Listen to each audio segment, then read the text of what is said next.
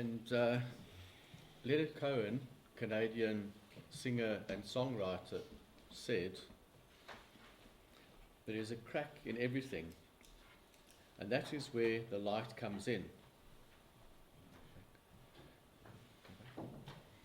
So this presentation is entitled Sealing the Cracks. So the light comes in. We then have several possibilities. We can seize the light, the challenge that comes through the cracks in our community, but we can also try to seal those cracks.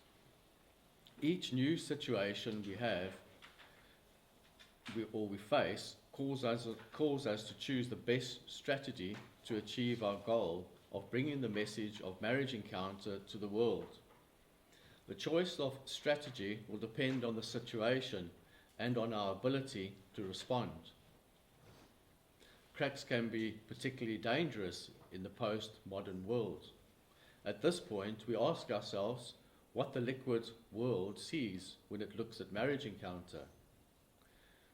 Do we think people see a safe and reliable environment to enter in and to stay in it?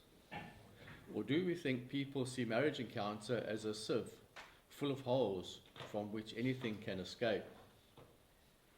Therefore, we are called to avoid the minds of criticism and superiority and blame or fear. And we are called to seal the cracks formed because of a conflict. We wanted to read a story which can give us a different perspective. The Cracked Pot. An elderly Chinese woman was a water carrier. She had 2 large pots, each hung on the ends of a pole which she carried across her neck. One of the pots was perfectly formed, the other, although the same shape and size as its counterpart, had a crack in its side. So whenever they returned to her master's house, it was only ever half full. For a full 2 years this went on daily, with the woman bringing home only 1.5 pots of water. Of course, the perfect pot was proud of its accomplishments, perfect to the end for which it was made. But the poor cracked pot was ashamed of its own imperfection and miserable that it could only do half of what it had been made to do. After 2 years of what it perceived to be bitter failure, it spoke to the woman one day by the stream. "I am ashamed of myself, and I want to apologize to you." "Why?" asked the bearer. "What are you ashamed of?" The pot replied, "Over these past 2 years, I have only been able to deliver half my load because this crack in my side causes water to leak out all the way back to your master's house. Because of my flaws, you have to do all this work and you don't get full value from your efforts." The water carrier listened to these words with both care and compassion. The cracked pot's story of unworthiness and shame was not one that she recognized, for this was not what she thought of the pot. She knew about the crack, but didn't see it as an imperfection or as something that made it less worthy than the other pot that hung from her shoulder. Gently she turned to the pot and said, "Did you notice that there were flowers only on your side of the path, but not on the other pot's side? That's because I've always known about your flaw, and I took advantage of it. I planted flower seeds on your side of the path, and every day when we walk back from the stream, you've watered them. For 2 years now, I've been able to pick these beautiful flowers to decorate my master's table. Without you being just the way you are, he would not have this beauty to grace his house." Now the cracked pot understood and began to see itself in a new light. Now it understood that indeed it had been telling itself a faulty story. if its experience of being a cracked pot was going to change, then it would have to change the story it was telling itself. And we wrote to the question, which aspects of the story resonate with me and why? And I answered the question.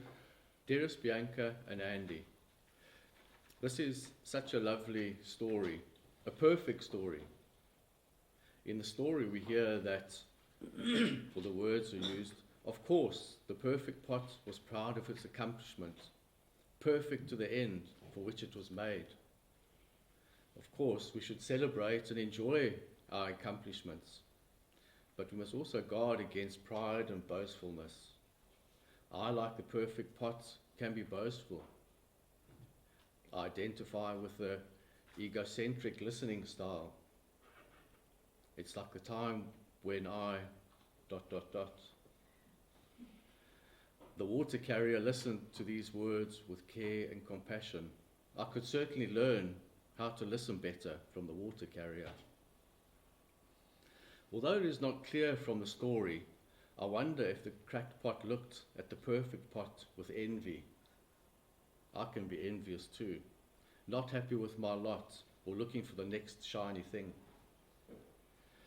I, like the cracked pot, can feel embarrassed or ashamed when dialoguing or talking about difficult topics, for example, intimacy and sex, and therefore I tend to avoid these topics. But eventually the cracked pot summed up the courage to talk about the with the water carrier after 2 years. So there's still hope for me. Lots of love, Paul. And I wrote, Dearest Paul and Andy, the story of the cracked pot resonates with me in the same way as the phrase, God does not make rubbish. Just like the cracked pot, I have value even with all my flaws and imperfections. And it's easy to concentrate on my failings and lose sight of what I have to offer. And yet through Marriage Encounter, I've come to appreciate the immense value in showing our vulnerabilities and our whole self. The cracked pot is unique with its cracks, yet it is also fragile in a way because of them. It reminds me that I need to be gentle with my own cracks. It isn't easy to show what I perceive to be weakness or a failing. Being able to share on that deeper level of feelings in that safe and trusting space brings a lot of relief and comfort. Knowing that I will not be judged, I will be loved and accepted despite the failings. The tools and values I discovered on our original Marriage Encounter weekend can be used to either seize the light that appears through the cracks or to seal the cracks. With all my love, Bianca. And I wrote, Dear Paul and Bianca, the aspect of the story of the cracked pot that appeals to me is that others recognise different good things in me. I judge myself to be inadequate and a failure in many respects, but others recognise other qualities in me and are happy to affirm them. So there have been times when I've been discouraged and ready to throw in the towel. I've done my bit. If others want to keep Marriage Encounter going, it's up to them. But every time we come together, whether as a national team, a national board, a team weekend, a formation weekend, and especially for an original weekend, my dream is rekindled. My hopes are revived by the love and encouragement I receive from others. My basic needs are fulfilled. This really is what God wants for me, for us, and for the church. Love, Andy. And we now have a question for you.